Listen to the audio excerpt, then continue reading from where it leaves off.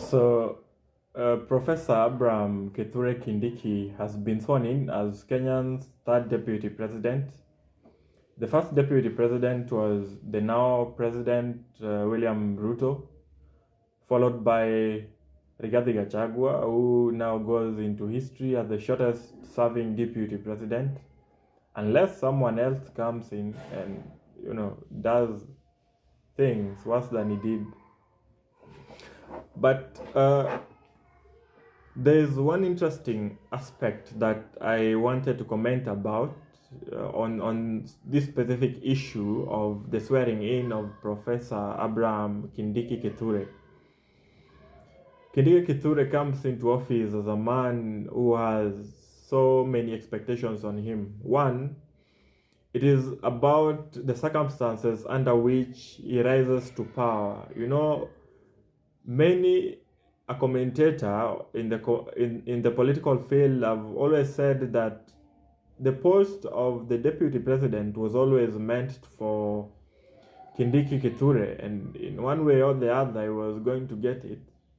But we are not blind to the fact that Kindiki Kithure and Rigathi Gachagua are from Gema, which means that by all standards, these are brothers, And if you are going to rise because your brother fell, then there's a clique of people from your backyard that are not going to be really happy with this. And so the first task that Kindiki has is to appeal to the larger mountain to see things from his own perspective, is to appeal to the larger mountain that presently feel disenfranchised, that things will move regardless, and that he is in charge and that he can be depended upon to give a voice to the interest of the people of the mountain. And I say this not because I take pride in the politics of tribe that have dominated our political scene. I speak about this because it is the reality on the ground. We have a section of voters from the mountain that feel that the manner in which Rigathi Gachagua has been ousted from office is humiliating, not only to him as an individual, but to the larger community that is so much spoke of and is so much voted for. And this specific group has to be appeased. One, they have to be assured that their interest will be served, with Rigathi Gachagua in office or not. And again, there is also the group that hopes that the coming of Kindiki will be the coming of change, not only to the people of the mountain, but for Kenyans at large. You see, the deputy president serves under the office of the presidency, and as we've said time and again, the presidency should be to the people a symbol of national unity.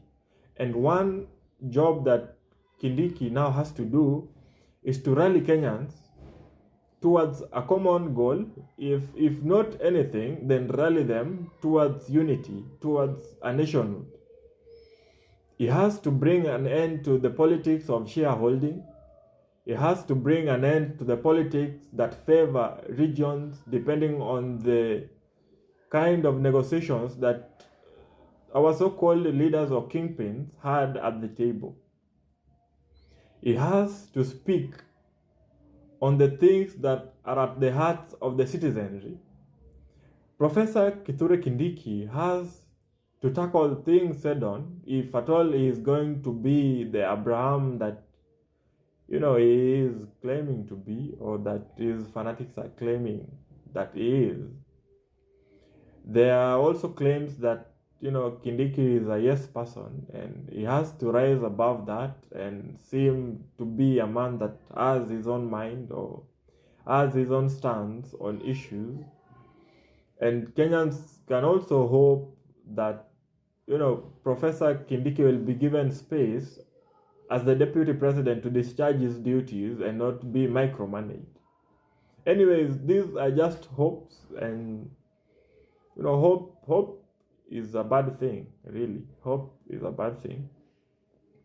I also want to reiterate that I was pro Gachagua leaving, not because I have personal vendetta with him, but it's because since he assumed office, he did not give me, and I believe other Kenyans also stand with me on this, he did not give me a reason to feel more Kenyan than I already was.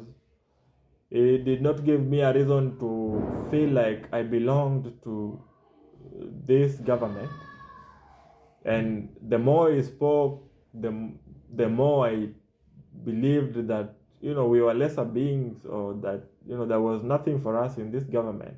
And if you are going to be a government person elected by the people, and you choose to speak specifically for a group of people and openly discriminate against others, then really we'll still call for your ouster.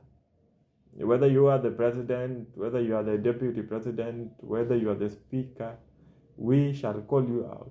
Kenya belongs to all of us. We are all shareholders by the virtue that, we pay taxes and we deserve quality services. Our backgrounds, our tribes, notwithstanding. Thank you.